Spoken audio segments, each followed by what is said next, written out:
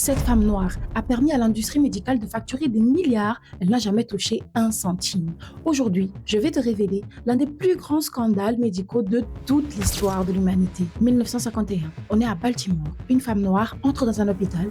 Elle a très mal au ventre. Son médecin, qui n'a aucune solution pour elle, se permet quand même de lui voler ses cellules génétiques sans son consentement. Ce vol va changer l'avenir du monde entier. Dans cette affaire de vol, d'atteinte à la vie privée et de remise en question de l'éthique médicale, paradoxalement, des millions de vies ont été sauvées. Les chercheurs scientifiques ont voulu effacer son nom de l'histoire, mais les cellules de cette femme noire crieront à jamais son nom. Elle a Henrietta Lacks. Bienvenue dans la chronique des femmes noires oubliées. Elle a 30 ans, elle vient d'accoucher de son 5e enfant et fait une grave hémorragie.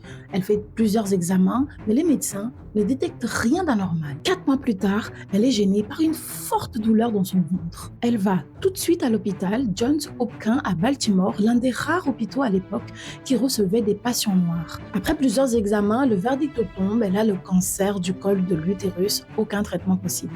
Et c'est exactement à ce moment-là que le médecin en charge de son dossier se permet de prélever des cellules génétiques d'Henrietta Lacks sans son consentement.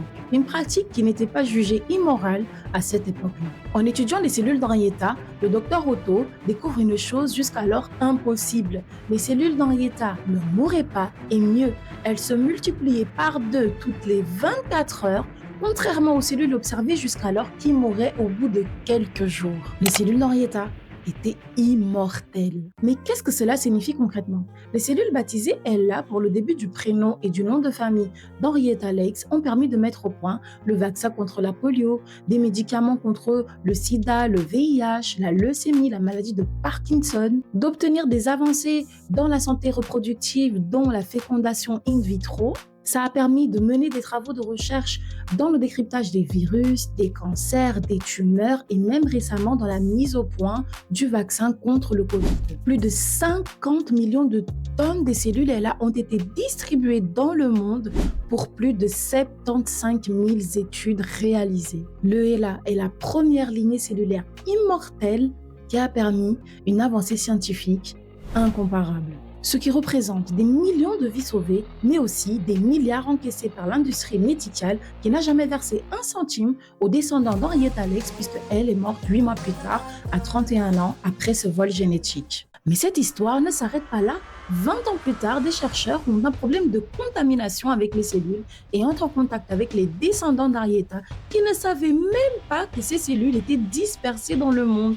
Leur but était de récolter l'ADN familial et essayer de résoudre ce problème de propagation. Petit potin, certains journalistes disent que lorsque la famille d'Henrietta a découvert la vérité, le chercheur qui a cultivé les cellules d'Henrietta a dit non, il ne s'agit pas des cellules d'Henrietta, il s'agit des cellules de Helen Lane.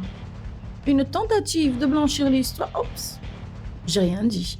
C'est en 1975 qu'une revue scientifique avoue publiquement que les cellules ELA s'agissait bien des cellules d'Henrietta Lacks. C'est à ce moment-là que sa famille mène une longue lutte pour que son nom soit finalement reconnu. C'est seulement en 2023 qu'un accord confidentiel a eu lieu entre la famille et Thermo Fisher Scientific, une multinationale numéro 1 qui fournit du matériel de recherche pour les laboratoires.